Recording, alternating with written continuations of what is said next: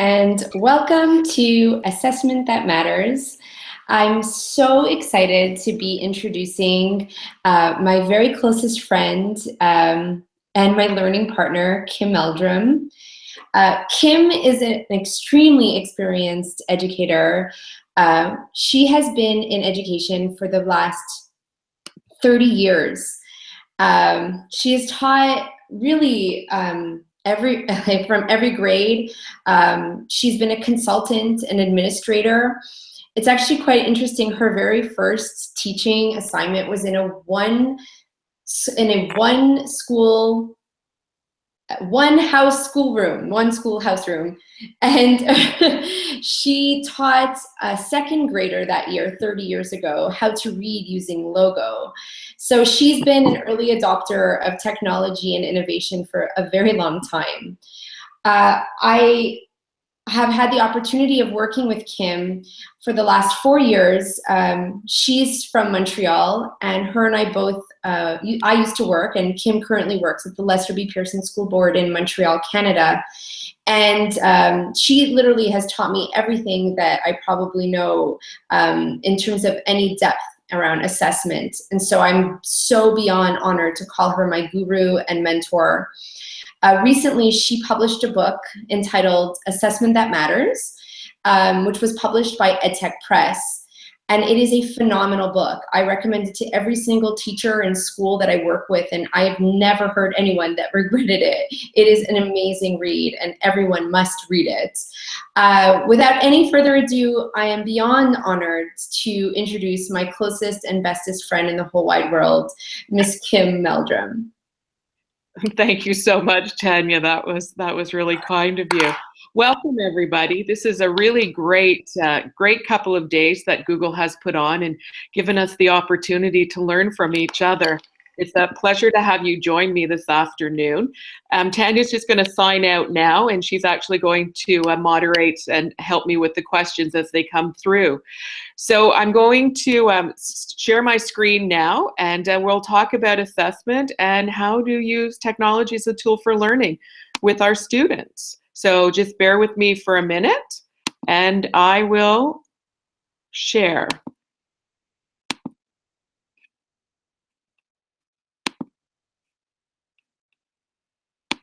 Excellent.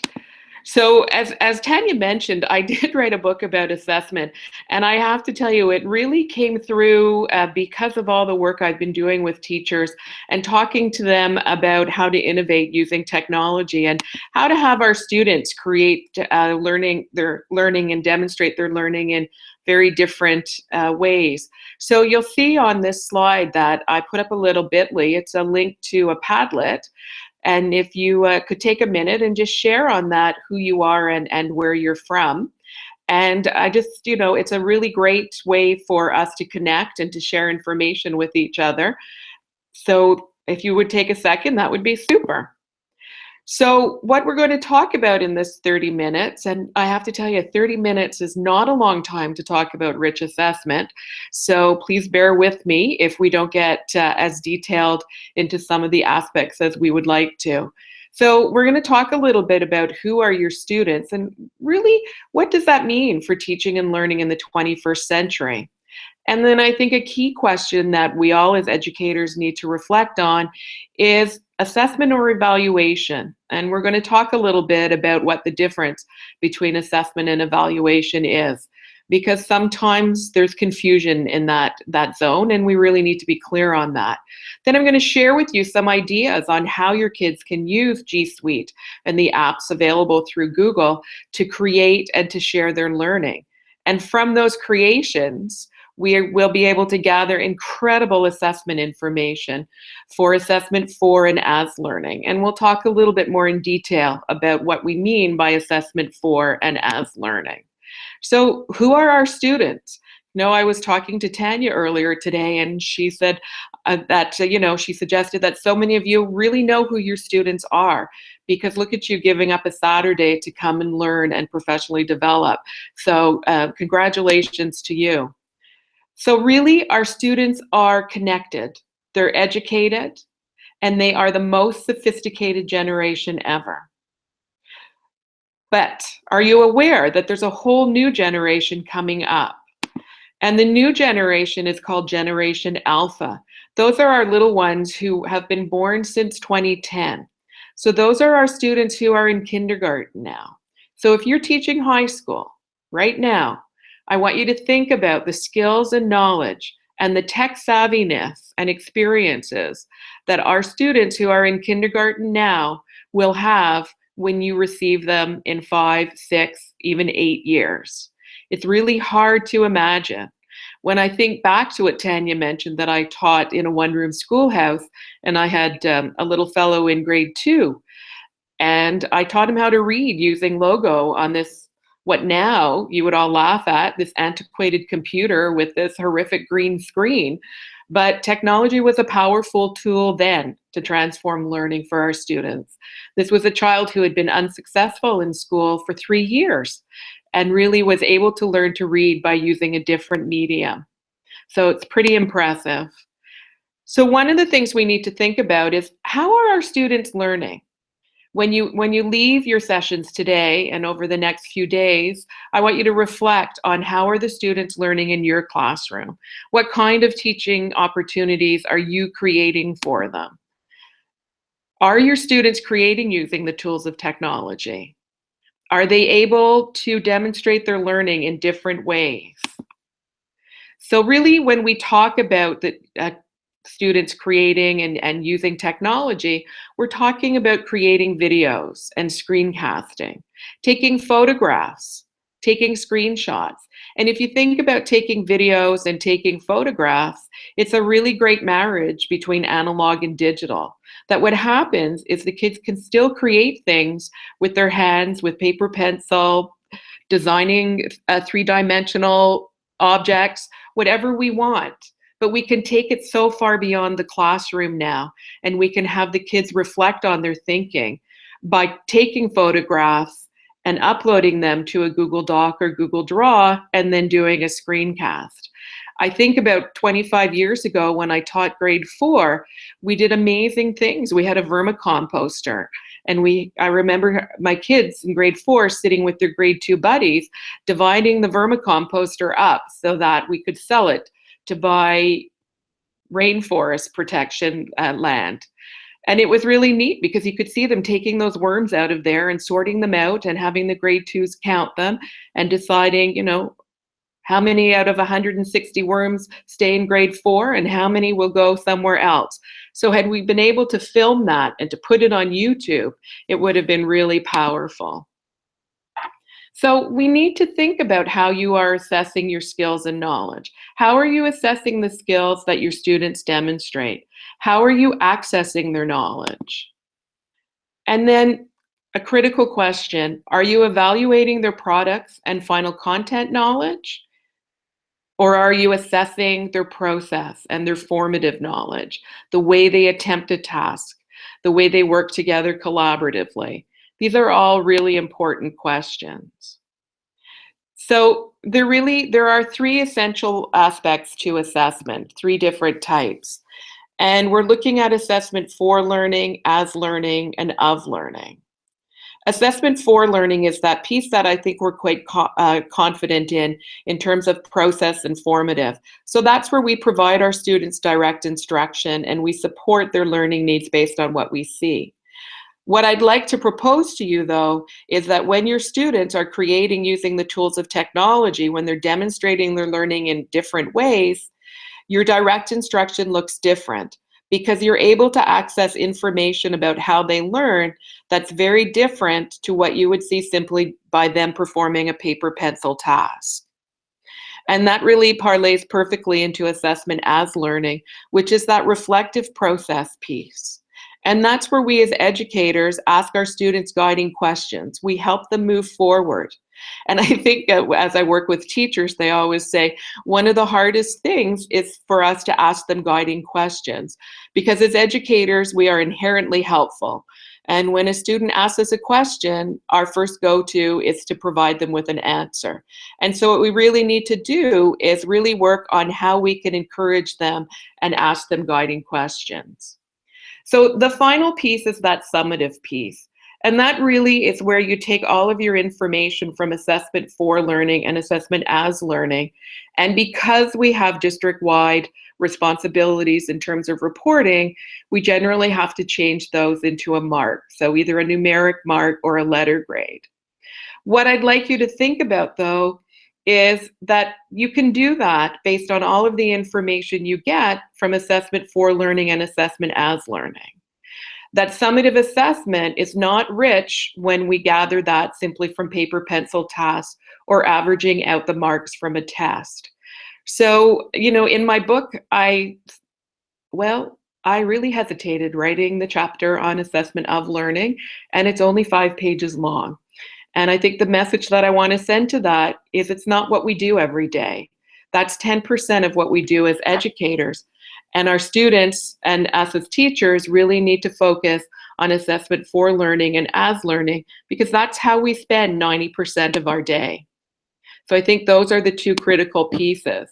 So really what I'm talking about is opening up the world to your students. And so how do we do this? Well, assessment for learning will give you a huge understanding about how every child learns, not just the child who's successful putting their thought down on paper and pencil or remembering facts and turning them back to you. And assessment as learning is so important in creating independent learners. And I think this is really a critical piece if you think about the fact that the students who are graduating today are going to have jobs that are going to change 3, 4, 5 times over their career. So it's really, really important. And so this really changes our role as educators, because when I was taught, I had a sage on the stage. The teacher gave me instructions and I was good at memorizing it and sending it back. But now what we want for our students in order for them to be successful is for us to be guides, to be their questioners. And when I say questioners, I'm referring back to what I said earlier about being open-ended questions, about encouraging our students and allowing them to demonstrate their differences and their learning in different ways, providing them with a lot of opportunities for them to share and to learn. So one of the things we have to reflect on every day is, are you encouraging your students to demonstrate their learning in different ways?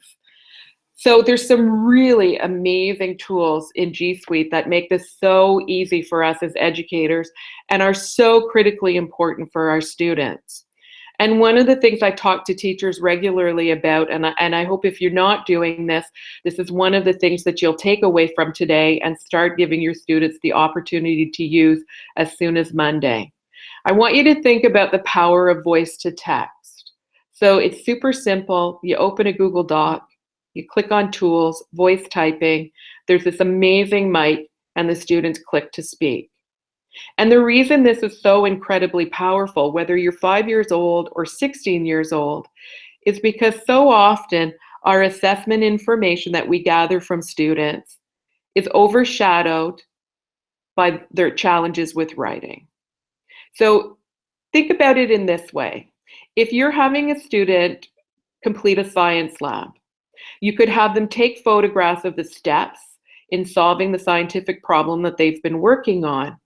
And then rather than have them ink their thinking or write down the steps that they took and talk about their learning, they can upload those images to Google Docs, and then they can click on voice typing, and they can talk about their learning. They can share with you what was a challenge for them, what they were successful at. The assessment information that you're going to gather from that is whether or not the student understood the task at hand. Did they understand the scientific problem? Did they use the appropriate vocabulary when they explained it to you? But you're not assessing them, or you're not having them suffer consequences because they have challenges with written language. And I think this is really important, because all too often we have children who have incredible skills and knowledge, and we're not accessing it because we're giving them the means of sharing their learning through paper and pencil. So another great way for students to share their learning, to talk about their process, to be creative, is to use Screencastify. Screencastify is available on the Chrome, in the Chrome Web Store. It's a super, super, super simple tool. I've actually used Screencastify with a 3-year-old. The reason I did that with a 3-year-old was I was documenting her early literacy development. So there's a lot of ways that you can use screencasting.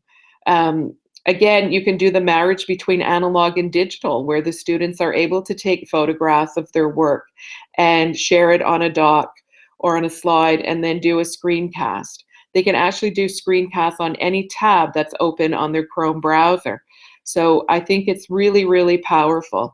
We really have to rephrase ink your thinking and think about how students can transform that in different ways. I love the power of collaboration and editing on a Google Doc. Again, it's an amazing way for students to work collaboratively with other students. It's a way for them to share their learning with each other. They can contribute to each other's work in the editing process. It's an incredible tool for teachers to gather assessment information because you can use suggested edits. So what that means is you're working on a student's document, something they've written, and rather than just overstriking or overtyping and editing their work, you can make suggestions to them on how they might improve or what they might change. And I think that's really important if you think about the aspect that I spoke earlier about guiding questions. It makes a big difference to put suggested edits on a collaborative document that a student has created than for you to take their narrative or their work home on a piece of paper and then add comments on it, stick a mark on it, and give it back. So this really opens up collaboration and makes learning ongoing. It doesn't close the door to what the student's doing, but really opens it up to the child learning how to edit, how to receive suggestions.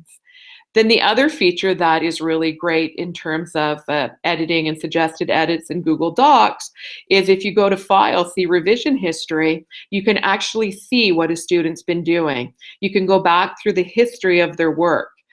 And when I've done presentations on this to parents, one of the things they love is the fact that if we have students doing teamwork, we could actually see who's contributed to the work, whether it's a slide or a doc, because you can go through File Revision History. So no longer do we have those arguments about collaborative work where Fred says that George did all of the work and Sam did nothing. So I see that we have some questions coming through. Tanya's just going to pop them to me, and I'm going to continue to go through, but we'll definitely leave some time for questions. So the other thing I wanted to just briefly talk to you about is the power of Google My Maps. This was added recently to the G Suite suite of apps, and Google My Maps is a really powerful way for students to show their learning. And it was really cute. I was working with a teacher last year, and she came to me and she said, "Oh, Kim," she said, "it was so exciting. I did Flat Stanley with my students." And if you're familiar with Flat Stanley, typically you write a letter and the child sends it to grandma and grandpa, and then Stanley travels and Stanley comes back. She said, "I was shocked though, because my kids didn't know how to put a stamp on an envelope." And so we talked about that, and we talked about learning in the 21st century. And so this year what her students did was they did Flat Stanley and they mailed him out. But when he came back, they pinned all of their individual information on a map so that Flat Stanley's journey is live. And what's really neat about it too is Kathy, their teacher, can assess their learning from just looking at the map by going through what they've created.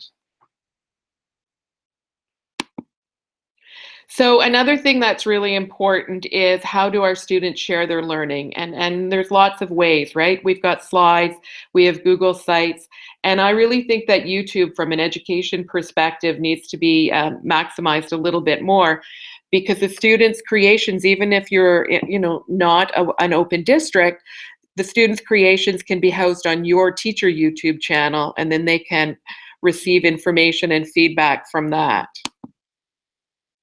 So really, technology is a tool for learning, and it's all about gathering assessment information.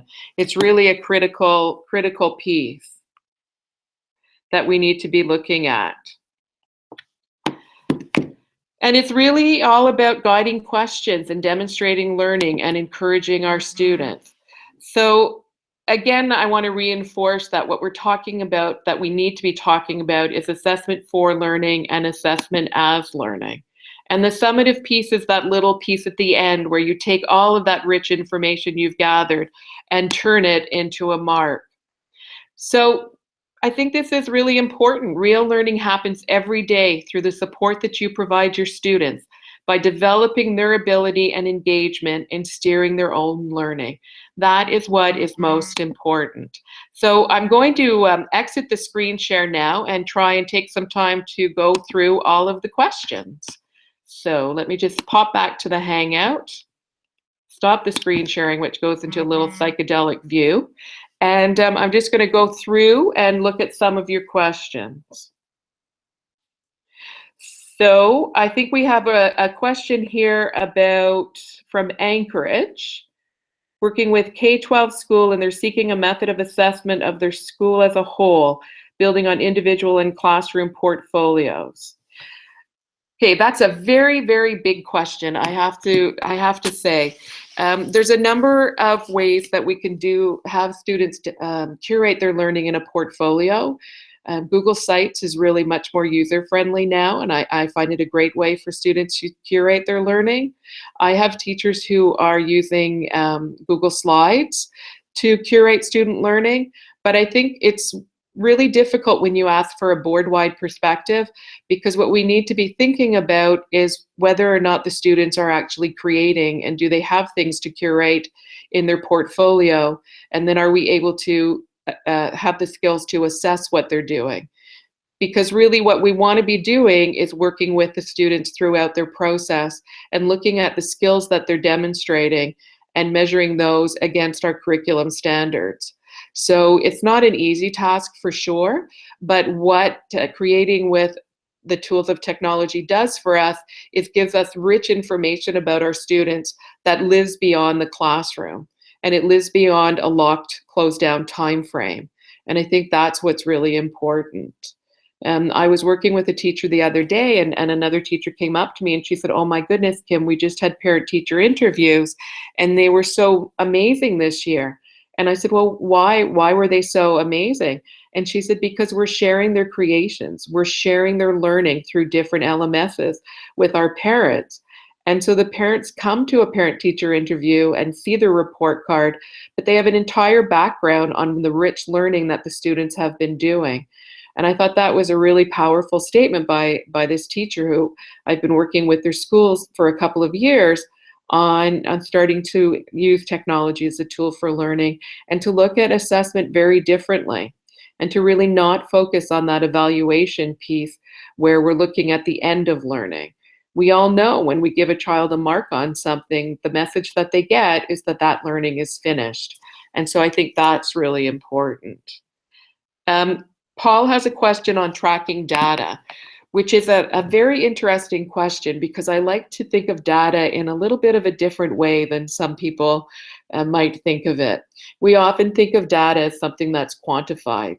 And I think when we look at student learning and student creation and what they can really produce for us, we need to think about it truly as qualitative. And the best way to gather that data is for us as educators to become experts in assessing student creations and on assessing that formative process of learning that we do every day with our students. And so if you're doing that and it's curated in portfolios and it's curated on the teacher's Google Drive in anecdotal notes, which you may keep on a spreadsheet, or you might use Google Keep, whatever you're comfortable with, that really is the data that you need. Because truly rich data, evidence of learning, is what we see through the students creating. So it's through their screencasts, it's through the narratives that they're writing, it's through presentations that they're designing on Google Slides, it's through filming themselves in front of a green screen. It's all of those things that our students need to be doing. That's our rich data, because that's really learning in action. And I think that that's really important for us to reflect on and to really work on. So I'm just going to see if there's any other questions. The difference between editing and offering descriptive feedback. That's a really good question. And if you think about it in terms of Google Docs and suggested edits, what happens when we edit is we overstrike and we make the changes for the student. I remember doing that when I would take my students' work home on paper, because that's what we had accessible to us back in my day when I started teaching. I'm dating myself.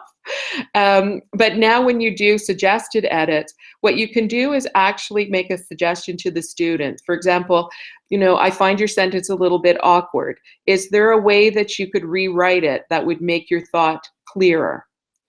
One of the other things I didn't mention in terms of offering descriptive feedback is you can leave a voice note for a student. So if a student has challenges reading your suggested edits, you can actually speak to the child so they can have a voice note and listen to it.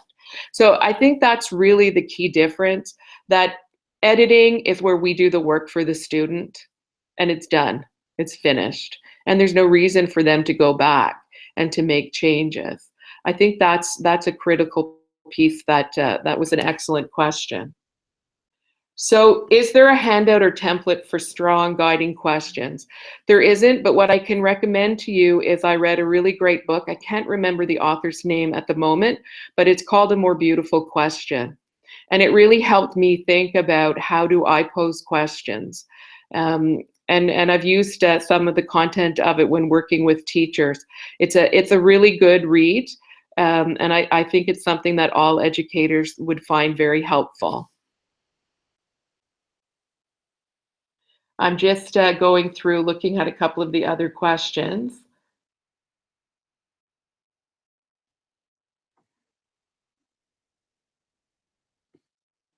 Sorry, it'll just take me a minute. Oh my gosh, someone put in here read and write. I have to tell you, that is an incredible tool that you can use. It's a companion for G Suite. Read and Write provides incredible opportunities for our students. What it does is it has a voice to text feature, but it also has a feature where it will read back text to a student. And one of the things that we need to be cognizant of is that reading and writing comes from oral language. And I think that's also why I'm such a strong advocate of screencasting and kids creating videos, because they cannot learn to read and write without oral language. And Read and Write does offer that feature for the students. And I think it's really an incredibly powerful tool that, if possible, all of your students who are using G Suite should have available to them. When I wrote my book, I actually, rather than reading it back to myself, when I was in the editing process, I had Read and Write read this book to me, because I could hear things very differently when it came from someone else's voice. One of the challenges when you're doing your own editing is, I don't know about you, but when I read, my mind is reading what I think it should say rather than what I actually wrote. So it's a really powerful, powerful feature. So I'm just going to go through. I think we have 1 more minute left. I think, oh, someone from Egypt, welcome. Thank you, Mohammed, for joining us from so far away. Someone from Nile and Sudan. I'm going to have to go through these questions after and see where everyone's from and go through my Padlet. If you didn't have time to go on that beginning slide and put in where you're from, it would be really fun if you could do that, because I think this is just such an amazing opportunity for show connected educators and how we can all learn from each other. So I think I have to wind up now. Tanya's sending me little messages. So I want to just share with you, in case you haven't already figured it out, that assessment is a huge, huge passion of mine, but it really comes from my other passion, which is we need to have our students demonstrating their learning in different ways and in ways that meet their needs, not just ways that we're used to as educators or that we're comfortable with.